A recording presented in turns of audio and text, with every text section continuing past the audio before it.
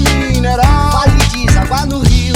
Mina ciborgue radioativa secando a nascente. Meu nome é Luiz Eduardo Anelli, eu sou paleontólogo, sou professor no Instituto de Geociências da USP e sou também escritor. Hoje eu vou conversar com vocês sobre os dinossauros. Existem muitas dúvidas sobre os dinossauros, sobre o tamanho deles, qual é o maior, qual é o menor. Os dinossauros brasileiros poucas pessoas conhecem. Eu vou mostrar um pouco para vocês e falar também um pouquinho sobre os meus livros, sobre os dinossauros brasileiros. São livros da editora Peirópolis e eu estou muito contente de conversar com todos vocês. Bom, essa é uma imagem, essa primeira imagem, acreditem, metade do Brasil era coberta pelo maior e mais seco deserto de dunas que existiu no mundo. Muito provavelmente, onde você está agora, se você estiver em Minas Gerais, Goiás, Mato Grosso, São Paulo, Paraná, até o Rio Grande do Sul, 140 milhões de anos atrás, era essa a paisagem nesses lugares. É um deserto incrível, eu vou falar um pouquinho mais para frente sobre ele. Embora nunca um osso tenha sido encontrado nas rochas desse deserto, milhares de pegadas já foram descobertas por lá. A gente chega lá. Bom, antes eu quero falar um pouquinho da profissão de paleontólogo, né? Olha, o paleontólogo trabalha com rochas. Essa é uma das grandes diferenças que tem com o trabalho do arqueólogo, que todo mundo confunde um pouco, certo? Nós usamos ferramentas muito diferentes das ferramentas usadas pelos paleontólogos. Especialmente, uma ferramenta que nunca pode faltar é um martelo. Nós usamos muitos martelos para quebrar as rochas e chegar até os fósseis. Essas talhadeiras, mapas geológicos, cadernetas, lupas para anotação. E uma coisa muito importante são maços de jornal. Para quê? Para embrulhar os fósseis. É muito importante. Os fósseis são muito delicados. Tudo que a gente acha precisa ser muito bem embrulhado. Eu vou mostrar para vocês. Uma ferramenta muito importante que eu já usei muitas vezes no campo é isso aqui. É mais ou menos recente, é uma percursora que o pessoal chama de britadeira. Ela é a gasolina, a gente leva para onde a gente quiser.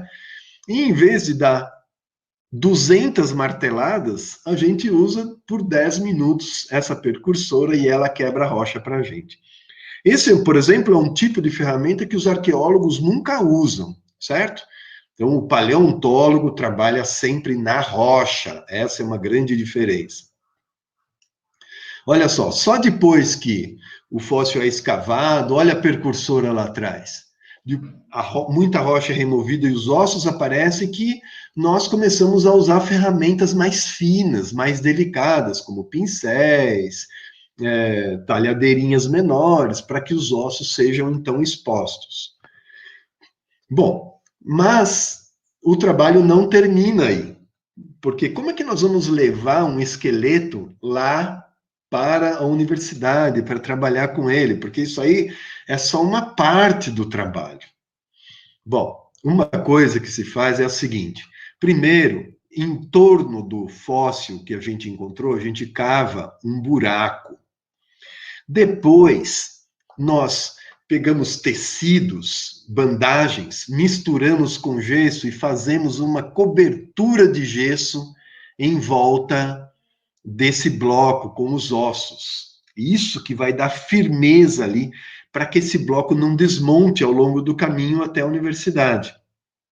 Bom, depois que ele está totalmente envolvido, a gente pega a percursora de novo e remove o bloco, e então nós podemos levar para o laboratório, onde ele será aberto, e então um trabalho mais fino ainda, com pequenos estiletes, com essa broca giratória que a gente usa para remover tudo o que não é osso daí. Bom, quando esse trabalho está finalizado, Os ossos, cada um deles são guardados dentro de caixas onde existe uma espuma. E essa espuma é cortada direitinho com a forma do osso e o osso perfeitamente encaixado ali. Olha, esse tipo de conservação nos armários das universidades dura por 50, 100, 200 anos, pode ficar lá para todo mundo que quiser poder estudar, certo? Bom, já o arqueólogo trabalha com solo, com restos deixados por civilizações, trabalhos do homem, pontas de flecha, vasos e até mesmo pequenas cidades construídas no passado, mas é sempre trabalhando no solo, certo? Olha aí, uma garota removendo delicadamente o solo em volta de vasos muito antigos. E não posso deixar de dizer uma coisa, esse aqui é um detetor de metais, né? Pensem muito bem, um detetor de metais custa muito menos do que um jogo de videogame que todo mundo gosta e quer ganhar de presente de aniversário ou de Natal. Mas eu tenho um colega, a filha dele pediu para ele um detetor de metais. E com isso eles vão para os lugares, fazendas antigas, ou mesmo na cidade, e encontram muitos restos arqueológicos. Olha que legal. Isso foi o que eles encontraram em uma única ida para uma fazenda antiga aí na cidade deles, né? Bom, a arqueologia é mais fácil, a gente pode brincar no quintal da escola, no quintal de casa, procurando por coisas, certo? Então, paleontologia trabalha com as rochas, os arqueólogos trabalham com um solo, certo? Bom, e os dinossauros, né? Quem são, afinal de contas, quem são os dinossauros? Bom, a gente precisa aprender a gente entende os animais entendendo como eles evoluíram, certo? E uma árvore mostra isso muito bem. Sempre que eu olho para uma árvore, que eu estou andando no campo, olho para uma árvore sem folhas, eu falo assim, nossa, olha como a evolução vai se ramificando, dando origem a diferentes linhagens, né? E cada uma dessas linhagens é representada por um galho nessa grande árvore. O problema é que quando a gente olha para os animais hoje, é como se a gente estivesse olhando uma árvore por cima. A gente os vê todos misturados ali, a gente não vê as linhagens de por onde eles estão. E os dinossauros foram extintos. A gente não os vê hoje em dia. Mas se nós colocarmos os dinossauros aí nessa árvore de hoje, e os outros animais pré-históricos, aí fica mais complicado ainda. Quem é parente de quem, né? O jacaré é um dinossauro, esse réptil voador, afinal de contas, é um dinossauro? E os homens, os seres humanos, são parentes de quem, afinal? Bom, para a gente entender isso, a gente precisa olhar a árvore de novo, assim, de lado, e colocando as linhagens. Veja só a nossa linhagem aqui, né? Nós somos aparentados aos gorilas, aos cangurus, e até aquele animal que parecia um réptil, que tinha uma membrana nas costas, né? Que a gente acha que é um animal pré-histórico, parece um réptil, não tem nada a ver com a gente, mas na verdade, se a gente voltar a nossa avó, bisavó, tataravó, quando a gente chegar 300 milhões de anos atrás, a tataravó que a gente vai encontrar é um bicho como esse aqui. E os dinossauros? Os dinossauros estão lá em outro ramo. Eles também são nossos parentes. Por quê? Porque nós temos um ancestral comum que se encontra com eles aqui, ó. Olha só, a nossa linhagem dá nesse ramo, a linhagem dos dinossauros dá neste ramo também, certo? Veja, os dinossauros estão representados em azul. Aqueles répteis voadores que todo mundo gosta não são dinossauros, são répteis voadores, são parentes dos dinossauros também, mas não são dinossauros. E aqueles répteis marinhos enormes, gigantes, que eu vou mostrar já para vocês. Eles também são parentes, porque, olha, os ancestrais deles se encontram aqui com os dinossauros. mas eles são de uma linhagem totalmente diferente. Eles são parentes das cobras e dos lagartos, certo? Bom,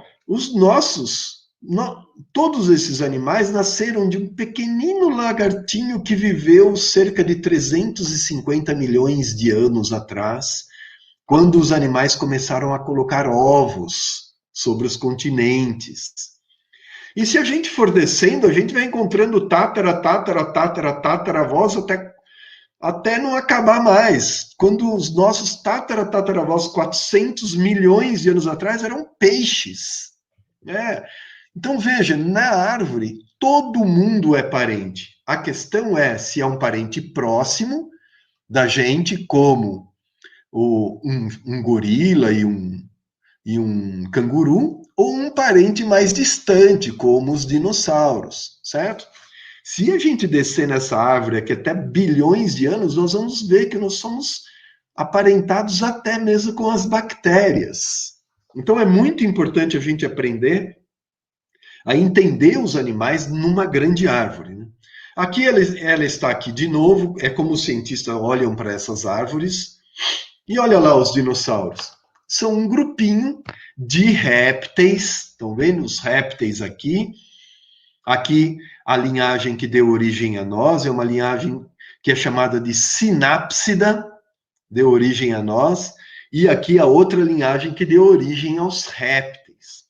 Veja, os dinossauros são um tipo de répteis diferente desses de hoje, né? Todo mundo acha que esses lagartinhos que andam por aí, são descendentes dos dinossauros. E não são. Eles são parentes. Por quê? Porque eles têm um ancestral comum aqui. Essa linhagem veio para cá e essa linhagem veio para cá.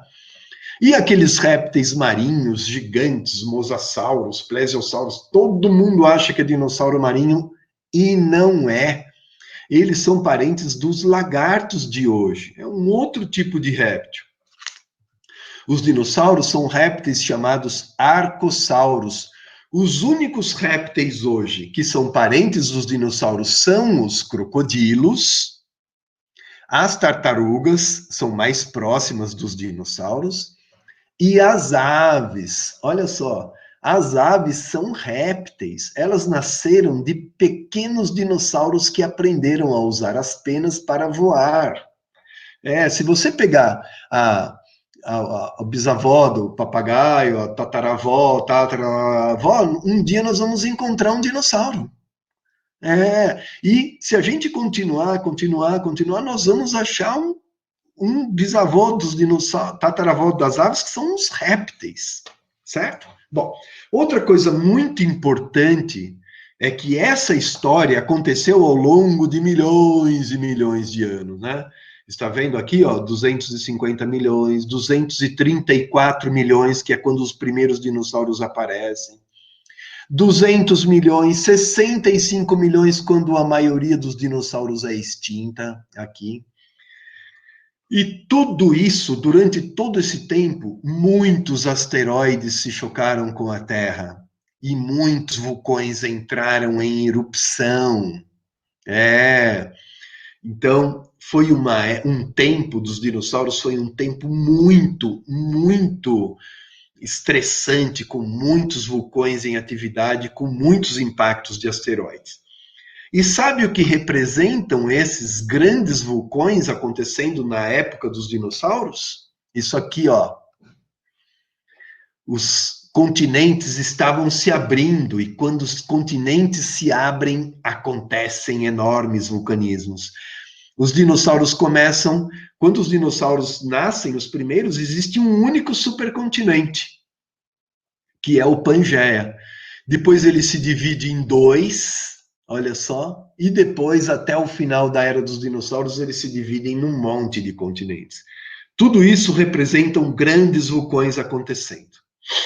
Então, não é porque é grande, porque é do tempo dos dinossauros e porque está extinto, que é um dinossauro, certo? Esse é o mosasauro, todo mundo conhece, é um réptil marinho que todo mundo acha que é um dinossauro marinho, e não é.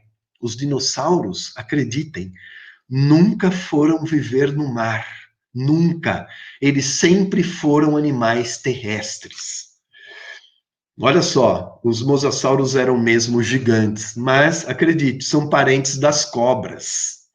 E são parentes de lagartinhos que foram viver no mar. Esse também, né? Esses voadores eram enormes, gigantes também. Viveram durante a era dos dinossauros, foram extintos, mas não eram dinossauros. Não é porque é grande é que é um dinossauro. Bom, mas afinal de contas, quem é um dinossauro? Como a gente sabe que um esqueleto, a gente encontra um esqueleto na rocha e fala assim, oh, será que é de um dinossauro? Não é? Como a gente vai saber isso? Bom, isso, acreditem, não é uma coisa simples, nem mesmo para os paleontólogos que trabalham só com isso. É muito difícil. Mas hoje nós fazemos uma ideia de quando um esqueleto pode ou não ser de um dinossauro. O que a gente precisa? A gente precisa achar as marcas nos ossos. E existem algumas marcas que nos ajudam a saber se nós somos, se aquele esqueleto é ou não de um dinossauro. Uma muito boa é essa aqui. Mas isso se você encontrar o esqueleto da mão, né? Então veja só, os dinossauros tinham o dedo, o dedinho e o dedo do anel, o anular, reduzidos, né? Você pode fazer aí mão de dinossauro dobrando esses dois dedos. Se você acha uma mão fóssil e a mão tem esses dois dedos reduzidos, provavelmente você está com um esqueleto de dinossauro aí na sua rocha. Outro é um músculo do fêmur. Tá vendo o fêmur aqui? Existia um músculo que deixava uma marca muito forte. Essa marca é chamada de quarto trocânter. Esse era um músculo que se ligava aqui na base da cauda para ajudar o dinossauro a correr. Então, essa marca é típica dos dinossauros.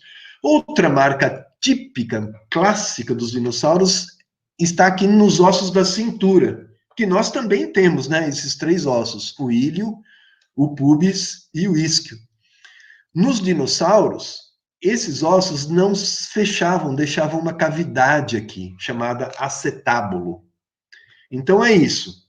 Se você encontrar algumas dessas características, você pode ter ali quase certeza que o esqueleto é mesmo pertenceu a um dinossauro, certo?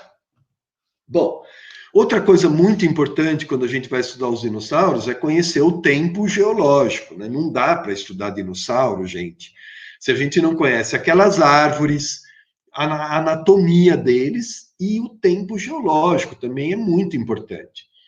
Vocês sabem, a Terra tem 4,54 bilhões de anos de idade, mas ela é subdividida em vários éons, eras e períodos, assim como o ano é subdividido em meses, semanas, dias e horas, o tempo geológico também é separado, é subdividido em vários éons, eras e períodos. Aqui está o último éon, que é o éon fanerozoico. Aqui estão as grandes eras desse éon. E os dinossauros viveram aqui nesta era, a era mesozoica. Todo mundo já ouviu falar. Os primeiros dinossauros surgiram aqui no período Triássico, viveram durante todo o período Jurássico, no que eles cresceram muito, e durante todo o período Cretáceo também, quando eles foram extintos aqui nessa grande extinção causada pelo asteroide que eu vou falar para vocês já já, tá bom? Então é isso aí. Período Triássico, Jurássico e Cretáceo é o período dos dinossauros dentro da era Mesozoica. E aqui estão as aves, né? Como as aves são dinossauros, os dinossauros também viveram durante toda a era Cenozoica e estão por aí, né? Certo? Como a gente está falando só dos grandões agora, nós vamos ficar com a era Mesozoica. Bom, então é isso. Todo mundo já ouviu, essa é a era Mesozoica, período Triássico, Jurássico e Cretáceo. Todo mundo já ouviu falar da grande extinção causada pelo asteroide e o vulcão lá na Índia, né?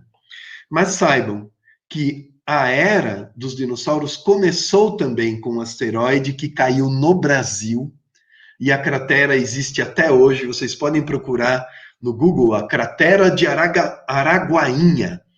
É uma cratera lá no Mato Grosso, perto de Goiás, que provocou uma grande extinção junto com um grande vulcanismo e deu origem à era dos dinossauros.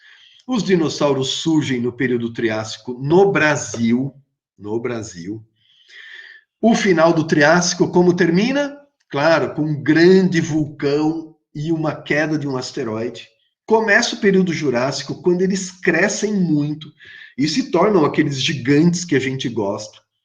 Mas de um grupo de dinossauros bem pequenino, miniatura, eles aprendem a usar as asas, as penas para voar e dão origem às aves. Olha só, foi no final do período Jurássico que os primeiros dinossauros aves nasceram e estão aqui até hoje, hein? Não foram extintos. Eu também vou mostrar para vocês por quê. E aí vem o período Cretáceo com um monte de dinossauros que nós temos no Brasil, certo? Bom, e finalmente, né? Antes de eu começar a mostrar os dinossauros para vocês, outra coisa muito importante. Os dinossauros viveram num mundo muito diferente do mundo de hoje. Era um mundo que havia um único continente, o Pangeia. E os dinossauros surgem onde? No Brasil. Eu vou mostrar para vocês o esqueleto de dinossauro mais antigo do mundo, e ele foi encontrado em rochas brasileiras. O primeiro dinossauro do mundo nasceu no Brasil. E como todos os continentes eram unidos, eles se espalharam pelo mundo todo. Por isso que nós encontramos dinossauros na Austrália, na Antártica, em grandes ilhas, como o Japão. Porque eles não sabiam nadar, mas quando eles surgiram, os continentes estavam todos unidos, então eles foram caminhando para esses lugares. Aí cai um asteroide no final do Triássico, começa um grande vulcão, esse vulcão separa o Pangeia em 2 supercontinentes, um no norte e um no sul. Olha que a América do Sul está começando a nascer, ó. Os dinossauros vão ver o nascimento da América do Sul, de todas as nossas praias. Os dinossauros estão no mundo inteiro durante o Jurássico. Começa o período Cretáceo. Olha só, a América do Sul já quase se soltando da África, que coisa mais linda. A Índia, que hoje está lá colada na Ásia, se separa da Antártica no período Cretáceo. Os dinossauros estão por todos os lugares. E então chega esse momento, 66 milhões de anos atrás. Os dinossauros estão no mundo inteiro, mas começa um vulcão na Índia, vulcão muito poderoso, que causa muitas mudanças ambientais. E quando as coisas estão muito ruins, cai um asteroide lá no México, que é o famoso asteroide que provocou a extinção dos dinossauros. E aí, os terremotos causados pelo impacto do asteroide turbinam o vulcanismo e o vulcão se torna ainda mais forte lá no outro lado do mundo, na Índia. E aí os dinossauros, com exceção das aves, são extintos.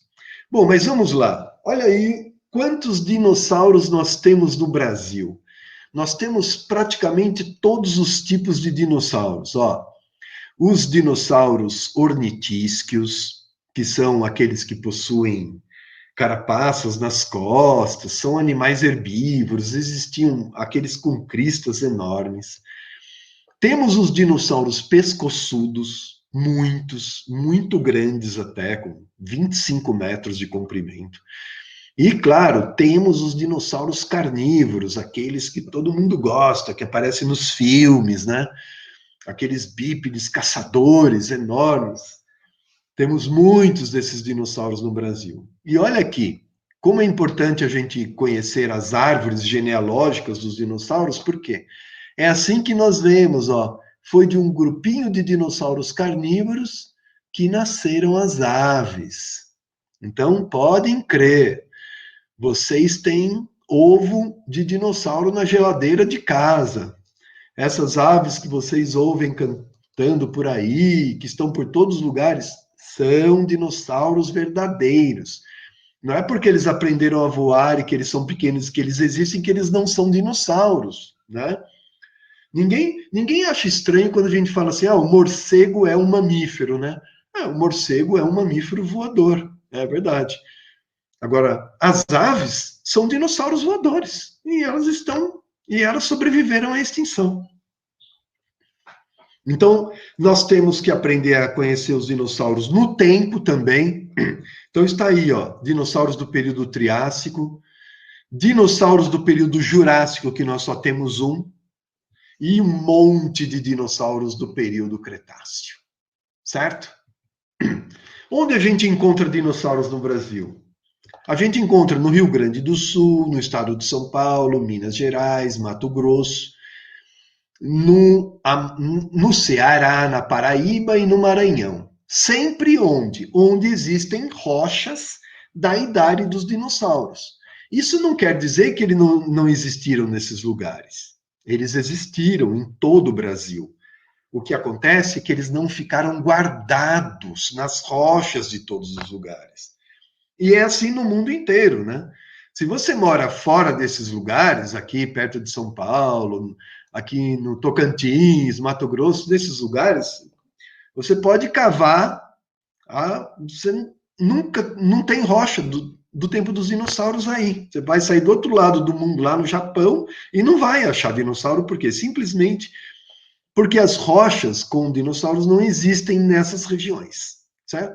Ou então elas estão escondidas a muitos e muitos metros, dezenas, centenas de metros de profundidade.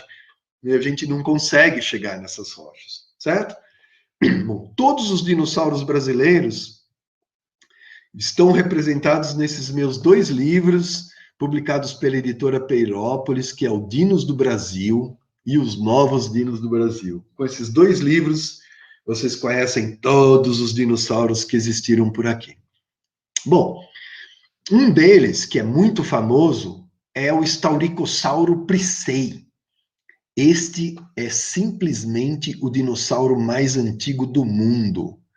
Ele tinha mais ou menos 2 metros de comprimento. Ele foi descoberto em 1937, lá nas rochas do Rio Grande do Sul. E ele foi estudado só décadas depois, em 1970. E seu esqueleto foi levado para os Estados Unidos. Está lá no Museu de Anatomia Comparada de Harvard, lá em Boston. E eu consegui visitar esse esqueleto lá nas coleções. Olha os ossos guardados aqui dentro daquelas espumas, como eu mostrei para vocês. E eu fiz um time-lapse aqui para vocês verem como é um esqueleto do dinossauro mais antigo do mundo, né? Não parece uma coisa tão espetacular, não é mesmo? Pois é, os ossos dos dinossauros não são sempre aquela maravilha, sabe? Esse osso aí tem 233 milhões de anos de idade. Mas é isso aí. Isso que não parece uma coisa tão espetacular é um dos maiores tesouros da paleontologia mundial, o esqueleto do dinossauro mais antigo do mundo. Bom, esse daqui é o esqueleto do Argentinossauro, um dinossauro encontrado na Argentina. E por que ele está aqui? Ele está aqui porque ele é o maior dinossauro do mundo.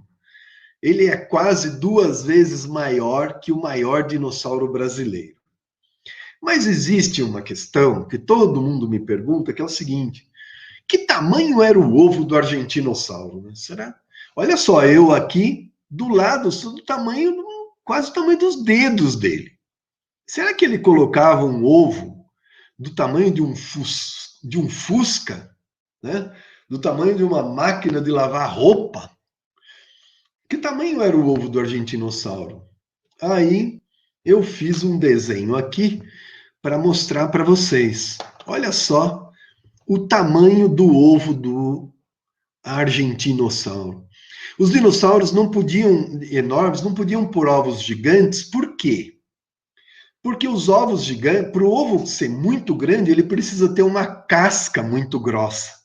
E se o ovo tem uma casca muito grossa, o embrião que está lá dentro, o dinossaurinho, o filhote lá dentro, não consegue respirar, porque os gases não. Né, ele precisa de oxigênio, que ele respira através da casca do ovo, como todos os ovos de todos os passarinhos. Aí seria muito grosso. E sendo muito grosso também, além de não respirar, na hora que ele tivesse pronto, imagina quebrar uma parede de 3, 4 centímetros de espessura. Seria muito difícil. Então, os dinossauros tinham que pôr ovos pequeninos. O ovo do argentinossauro não era maior que uma bola de basquete. Acredita? E o que eu fiz? Olha só. Ele não é muitas vezes maior que o ovo de uma galinha. A galinha é 20 vezes maior que o ovo dela, que ela põe. O argentinossauro era 80 mil vezes maior do que o ovo que ele colocava. Ele pesava 80 mil vezes mais que o ovo dele, enquanto a galinha pesa cerca de 20 vezes mais apenas. Então, assim, ou o ovo do argentinossauro é muito pequeno, ou é o ovo da galinha que é gigante. Aí o que eu fiz? Eu diminuí o ovo e o argentinossauro até o tamanho da galinha. E olha o que acontece. Os dinossauros, de fato, colocavam ovos microscópicos. Ele é 40 mil vezes mais pesado que o ovo dele, né? E a galinha 10 vezes o peso do ovo. É incrível, né? É uma coisa muito interessante isso, que os ovos dos dinossauros não podiam crescer. Bom, e quem que é o menor dinossauro? Olha, o menor dinossauro para mim, existem muitos dinossauros pequeninos, mas para mim é o Archaeopteryx. Foi o primeiro dinossauro voador. Veja aqui as penas dele, ele tem o rabo, tem dentinhos aqui na boca. Ele é do período Jurássico e foi encontrado em rochas da Alemanha. E ele está aqui, ó. É esse dinossauro, esse pequenino, muito pequenininho. E quando eu coloco ele do lado do argentinossauro, ó, ele pesava 1 quilo e o argentinossauro pesava 80 toneladas. Tá aí, para vocês, o maior e o menor dinossauro do mundo. Claro que o maior dinossauro do mundo tinha super predadores para pegar ele, né? Olha o tamanho aqui do Giganotossauro. É outro dinossauro que viveu lá na Argentina também.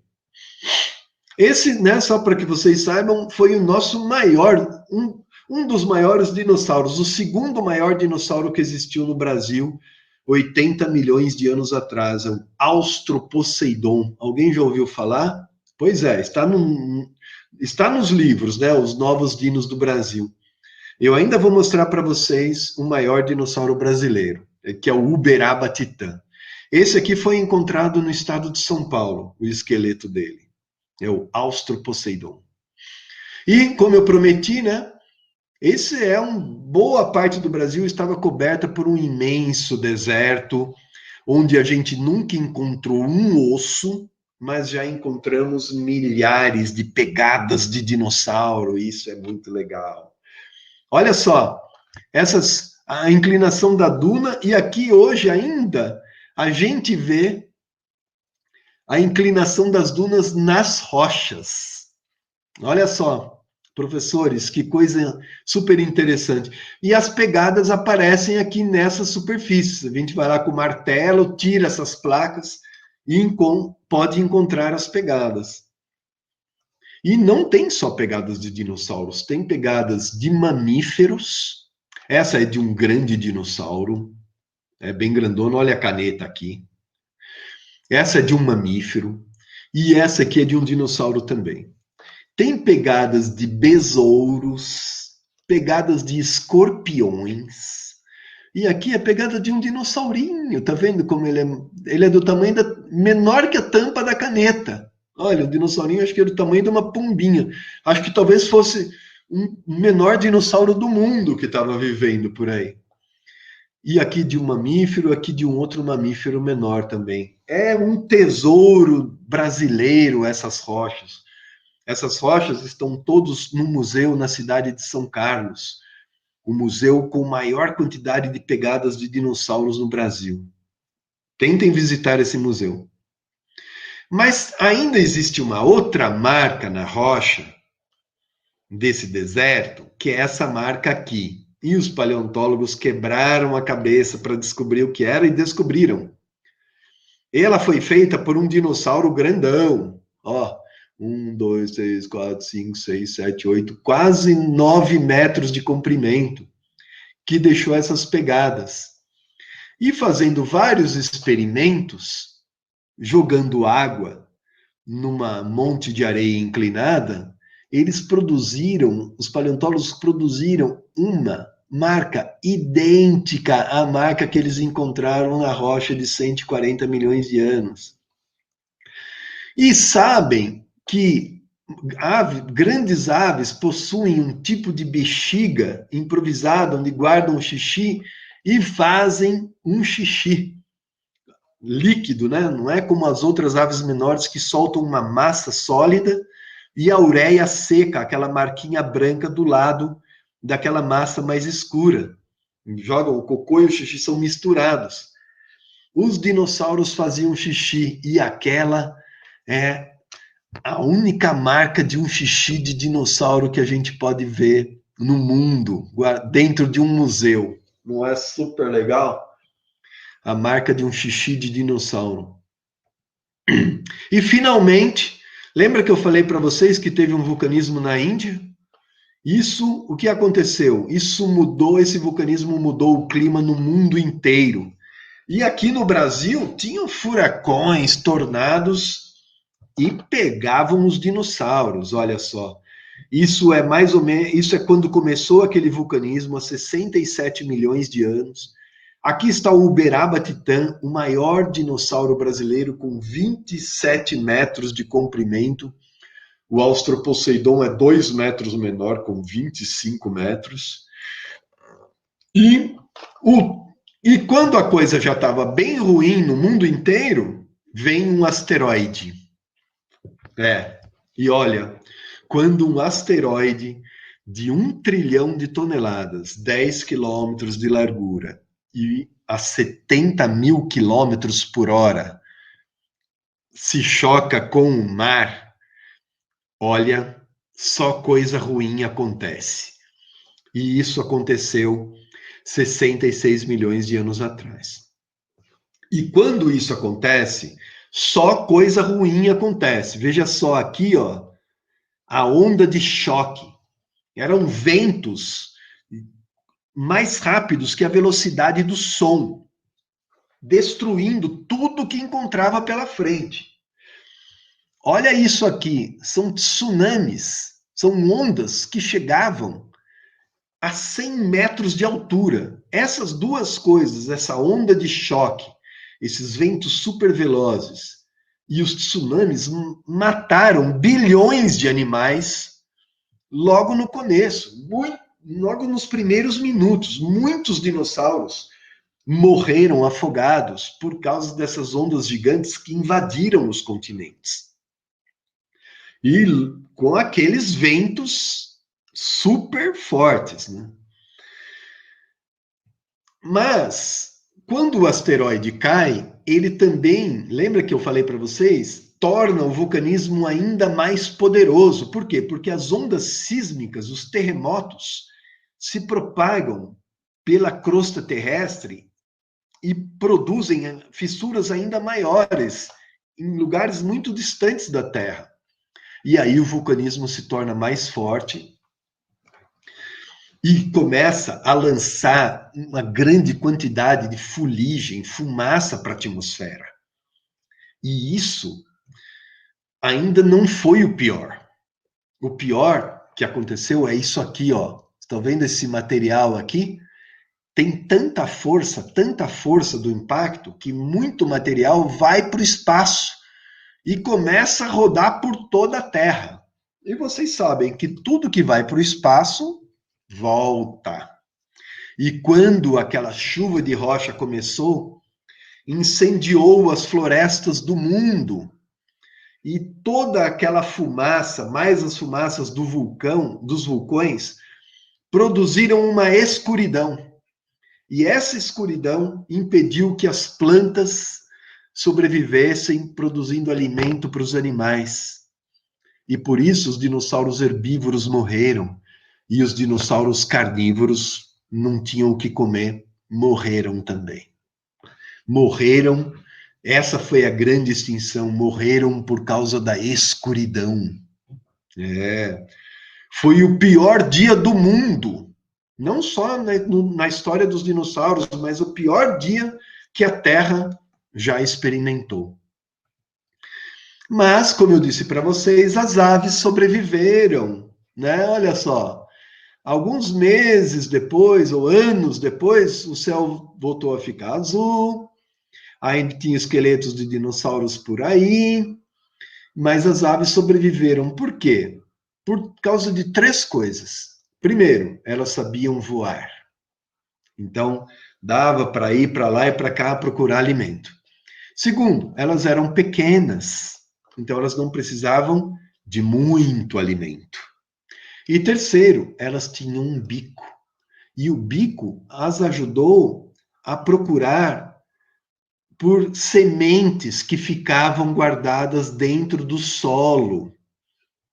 O banco de sementes alimentou as aves nos primeiros anos e décadas, depois da grande tragédia do asteroide. E ainda bem que os mamíferos eram pequeninos e também sobreviveram aqui comendo insetos, cogumelos. E por isso hoje nós estamos aqui, né? Porque os mamíferos também eram animais pequenos, precisavam de pouco alimento e sabiam se virar comendo tudo que era tipo de coisa que eles encontravam, minhoca, besouros, cogumelos, etc. E assim a gente termina a história. Só quero mostrar mais 2 livros para vocês. Esse é o ABC Dino, também da Dinos, também da editora Peirópolis. Essa é a Celina, que escreveu esse livro comigo. É um livro maravilhoso para crianças em época de alfabetização, né, porque ele fala de mais de 30 dinossauros, cada um com uma letra do alfabeto. E um livro para professores, Dinossauros e Outros Monstros, uma viagem à pré-história do Brasil. É um livro super legal que conta sobre toda a pré-história brasileira, não só a pré-história dos dinossauros. E para terminar, eu tenho um canal no YouTube chamado Pergunte ao Paleontólogo. Você pode enviar perguntas para esse e-mail, Pergunte ao Paleontólogo. São vídeos que você pode enviar para lá e eu respondo para você no meu canal. Então é isso, muito obrigado pela atenção. Eu acho que eu falei um tempão, né? Mas é isso aí. Os dinossauros brasileiros, os dinossauros do mundo, os paleontólogos, são tudo coisas muito legais. Um abraço.